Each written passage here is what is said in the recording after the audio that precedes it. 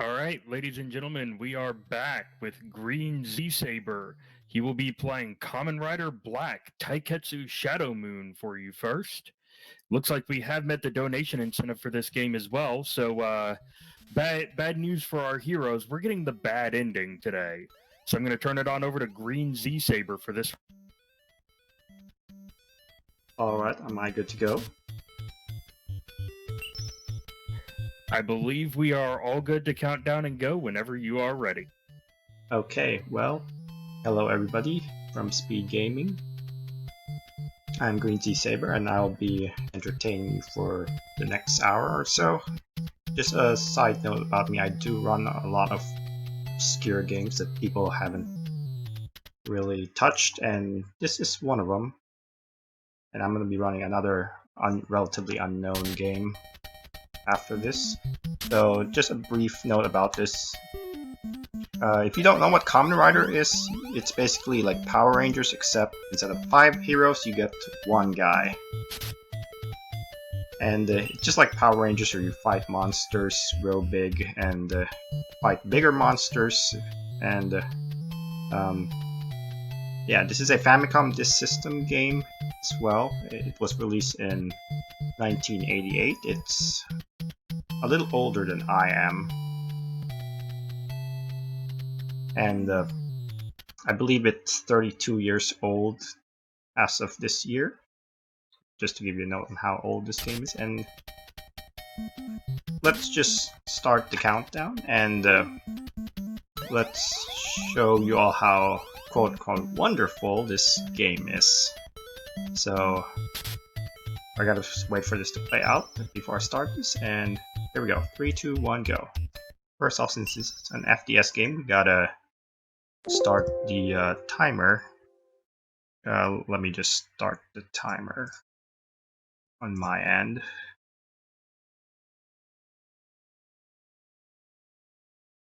Okay. Alright. So I'm gonna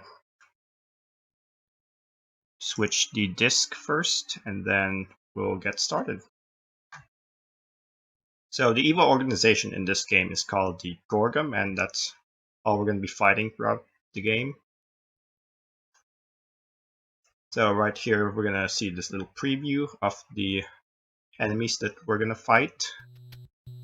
So just a note about this game, here's the walking speed of this game. The regular walking speed, you can see how slow it is, and this guy can't run. He can do this jump straight up. He can't go jump and move at the same time, except for this little somersault maneuver. He can do a tumble roll kind of move, and that's about it. So how do we go fast in this game? Well, we can do this. We're gonna jump, and then we're gonna do this flying punch maneuver, and that's how we go fast for most of this game. So I'm gonna be doing this maneuver for a large majority of the game, and it is one of the most awkward movements I've ever seen for going fast. So here's our first boss, the Spider Gorgum. We're just gonna do a flying punch on it, and then do the power stripes move, which there's a pause screen that shows up only during boss fight, and you can use this power stripes move, which is kind of like a move that's only visible. It's kind of like a super move for most beat 'em ups, where you sacrifice a little bit of your health, and in return you do a full screen attack that does a lot of damage to enemies and ignores invincibility frames. So it's very important that I hit the enemy first before I do the power stripes, because it's whenever you hit an enemy, they will be invulnerable for a little bit, and you want to hit the enemy and then spam power stripes 3 times. You can see it costs a little bit of health to do the power stripes move. So at full health, I can use power stripes 3 times, and then after that, if you are at at least half HP or below, then you cannot do power stripes anymore. So a lot of this run is making sure you have a high enough health to spam power stripes on bosses,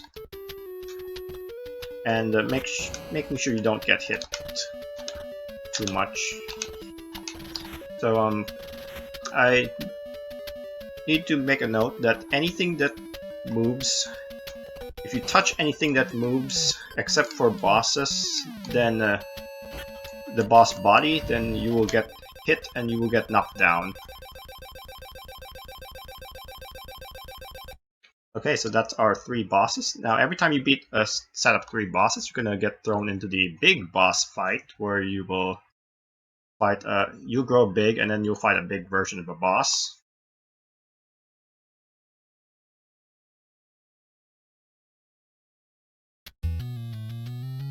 Alright, so here's our first boss. I don't know what this guy's supposed to be, but he's pretty easy.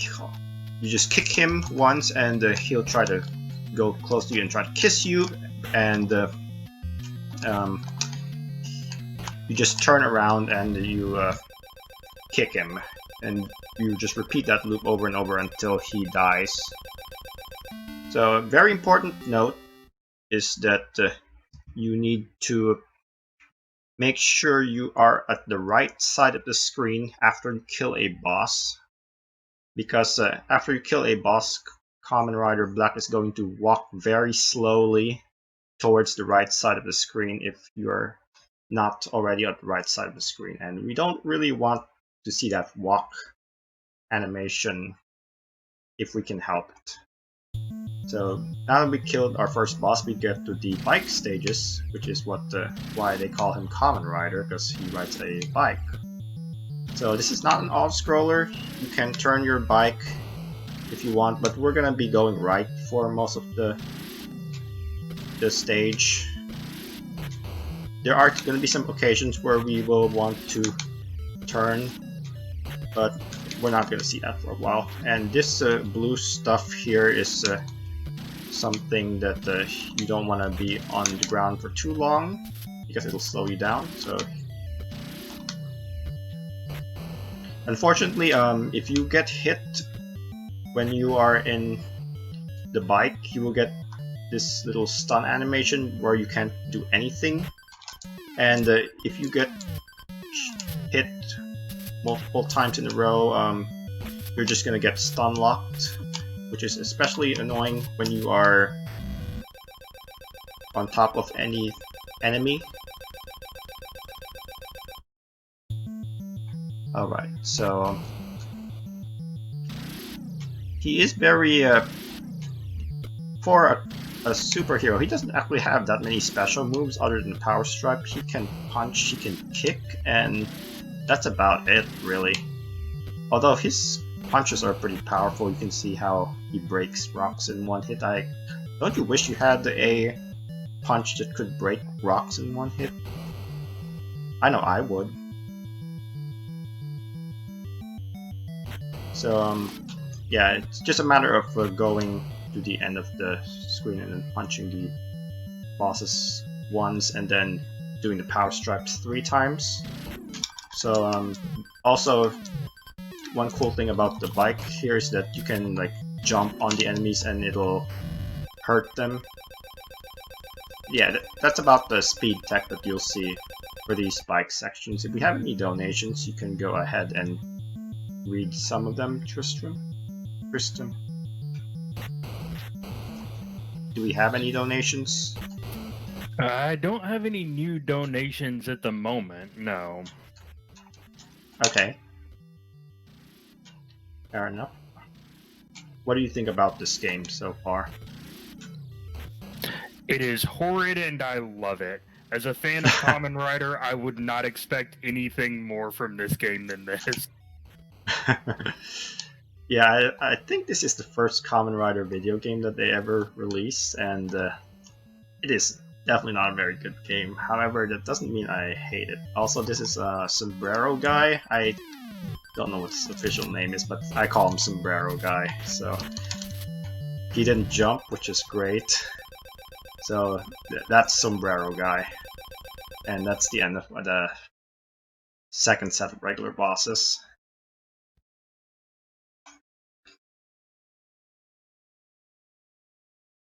And now we're gonna face the Rhino Gorgum.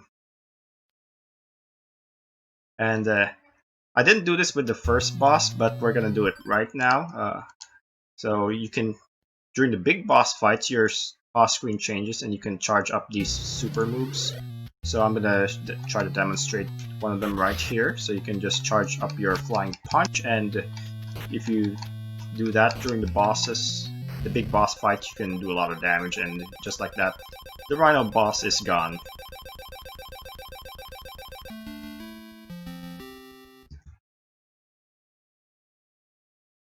So if you're wondering how I found this game, I was forced to play it during Tuso Grande, which is the bad games tournament where you get the random game to play. And I got this game, and it was definitely the worst game that I've ever played out of the bunch of games that I was forced to play. So when I first played it, I got to the final set of stages, but one of the bosses, I got to like the second to last stage in the hour that I was given to play it, and I actually went and beat the game shortly after the match ended. So yeah, I was wondering, with such horrid controls, I was wondering if I could actually speedrun this, and so I worked on it a little bit, and I got it down to like a 20-ish minute time. So yeah, the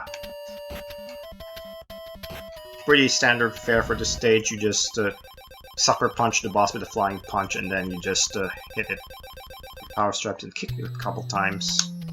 So this stage introduces the worms. The worms are the worst enemy in this whole game because they can just repeatedly stun lock you. Like I said, anything that moves, if it touches you, you are getting knocked down, and there is no invulnerability frames once you get up. Oh, we're gonna see it right here. See, that could have gone a lot worse. Oh, here we go, here we go. Here we go. Like I said, these worms are horrible. Anything that moves. Anything that moves. Yeah. Okay, we're out of that. Unfortunately, we don't have enough health to do 3 power straps, and we're gonna have to fight this boss sort of the regular way. The unfortunate thing about this boss is that he does 3 damage, while most bosses of this type do 1 damage usually. But we took care of him, only got hit once.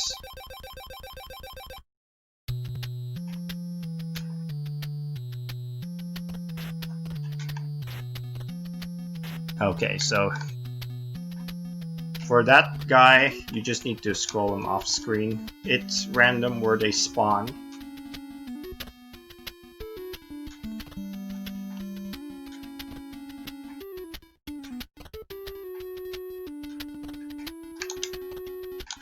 Yeah, if you don't think this game looks too bad, that's because you haven't actually tried it for yourself. The controls are so awkward for this game.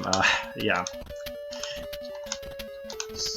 He just walks so slow, and you have to figure out what the correct movement tech is for this. So this backflip I'm doing is a bit it's not very intuitive how to do it. You have to like turn your back and then quickly tap like the opposite direction, and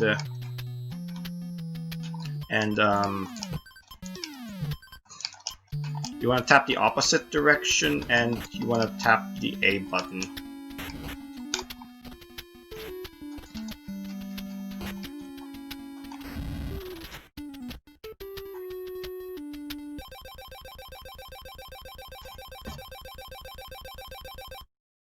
So we're done with the third set of boss. That's actually one of the hardest regular stages in the game.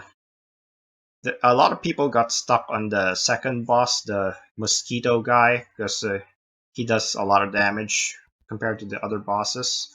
Here's the turtle boss. He also does a lot of damage. But we're gonna hopefully kill him pretty quickly. So we're gonna do a flying punch and do a lot of damage to him, then kick him 3 times. And he does this little move where he goes into his shell and flies around for a bit. You can't hurt him during that. So I should mention that bosses have a very awkward, the big bosses have a very awkward hitbox in this game. For the Rhino boss that I fought a couple stages ago, you have to hit him at the very back. Well, for the turtle boss, you have to hit him right on his chest. If your kick, like the tip of your kick, if it doesn't touch the chest at all, then you're not gonna do any damage to him. This is on the Famicom Disk System, for the record. It's a Famicom only game, so it was only released in Japan. So we have another bike stage, and the most threatening thing in this stage are these things that pop out of the water. They are by far the worst enemy you will see in this game, other than the worms, because they will continuously, they can and they will continuously damage you if they happen to like get you while you're riding your bike. Okay, so they can deplete your health really quickly to the point where you aren't able to use power strikes 3 times. So here's the Merman guy. I'm gonna ram my bike into him and then hit him multiple times with power strikes and then ram my bike into him twice, and that's done. Bad ending is a special ending. It's pretty special. I will be showing it after I complete this run, so we'll talk about that when we get to the final boss. So we are actually underwater. I don't actually know if Kamen Rider himself can breathe underwater, because I don't really watch Kamen Rider episodes very much. I've watched like 1 or 2 episodes of it, and I was thinking like I'd rather watch Power Rangers. So I don't actually know if Kamen Rider can actually breathe underwater in the show, but he can in this game. I guess that's another superpower that he's got. Yeah, as someone who's watched the show before, I can tell you the answer to that is he can breathe underwater when it's convenient for the plot. Really, Okay. They just get this sort of anime they can hold their breath forever power normally. Okay. Interesting. Alright, so here's the shrimp boss. Unfortunately, it took too much damage because some of those underwater sections, they have unavoidable, and there's are points in the game where you are gonna take unavoidable damage. So yeah, if you want to fight them without using power stripes, you can get the bosses into a loop most of the time. Okay, this is the worst singular enemy in the game, and we got through him. I took a lot of damage from him, but trust me, he can do a lot worse. In a practice run that I had last night, I ended up in a corner, and I took continuous damage from him being on top of me, and I lost like almost half my bar of health just because he decided to be on top of me. Yeah, you can see how fast your health drains in this game if you let enemies do their thing.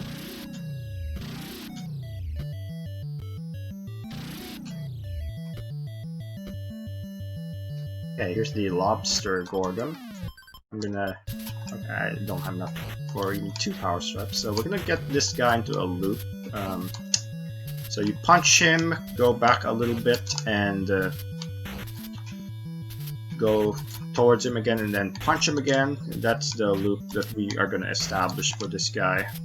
So it's not very threatening at all. It just takes a bit longer to kill if you don't have your 3 power stripes. Okay, so that's our set of regular stages done. What boss are we gonna meet for this set of stages?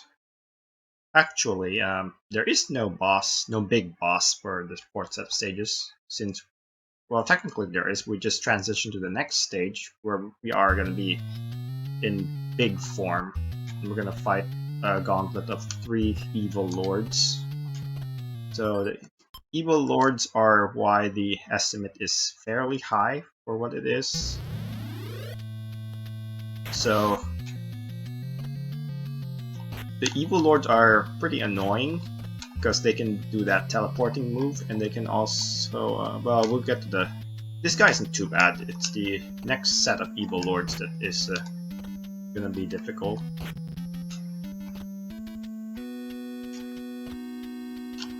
Okay, so you can see how difficult it is to fight some of these guys because they are much more mobile than you are. So we're gonna have to make use of our limited moveset to fight them. So that wasn't too bad. The next evil lord is where things get a lot more dangerous.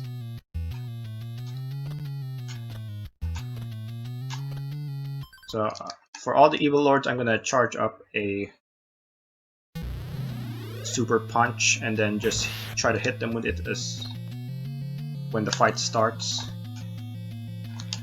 So this guy does a little flash move, and if you're really close to him, then you will get hit for 3 points of damage, and he can just chain it whenever he wants.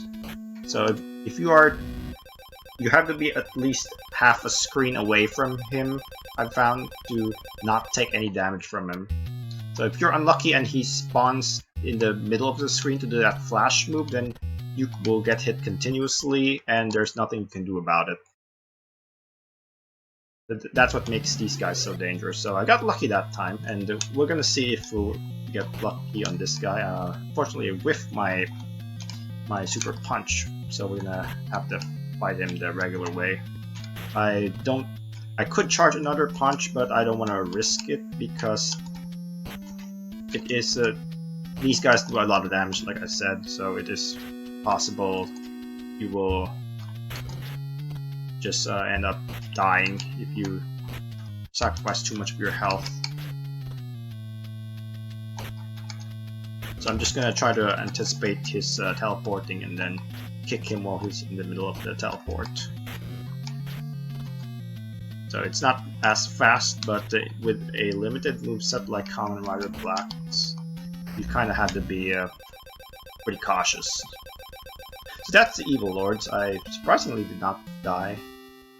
Well, I had a much higher chance of dying if I had done 2 charges, but I did play it safe there. So now I have to do the next disc swap, and we're gonna fight the final boss. Do we have any donations before we do this last battle? No donations. While we've got a second, I'll go ahead and remind everybody once again, we've got a couple of different sets of pearlers you could get in the prizes, as well as that GBA EverDrive and the Hori Switch. Alright, sounds good. So this is the final battle, and the final battle is actually your evil twin. It is literally a copy of you with your exact moveset. He doesn't do anything fancy other than basically he does everything that you do, so we can use that to our advantage and just if you know what Kamen Rider does, like all his moves, then you can beat this guy pretty quickly, and you can actually loop him pretty easily. Just like that, you just pin him into a corner and then just keep kicking, and you'll beat him easily. He's much easier than most of the bosses in this game. So that's time. So we're gonna watch the good ending first, and then we're gonna get the bad ending. So this game actually has 2 endings.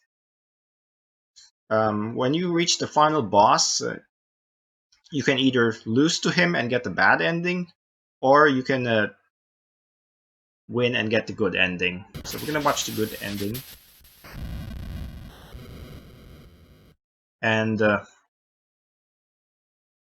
then I'm gonna load a save state that will be at the final fight, and we'll see the bad ending. The bad ending is so much better than the good ending, in my opinion. Because the good ending is just gonna be the screen where it says your triumph over him, but who was really Shadow Moon, and then to be continued. Alright, so that's it. That's the good ending. So I'm gonna load a save state that's at the final boss fight, and then we can watch the bad ending.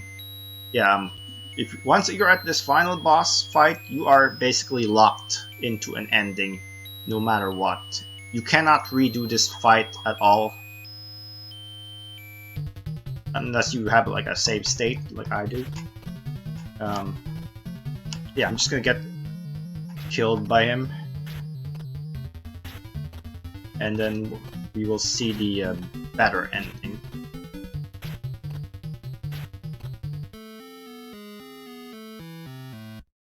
Okay, so when you die, he takes your crystal, and you do the same to him when you beat him. So here's the bad ending. It's definitely much more visually interesting than the good ending. So it turns out the Earth gets impaled by this giant sword, and you get this screen. And that's the bad ending.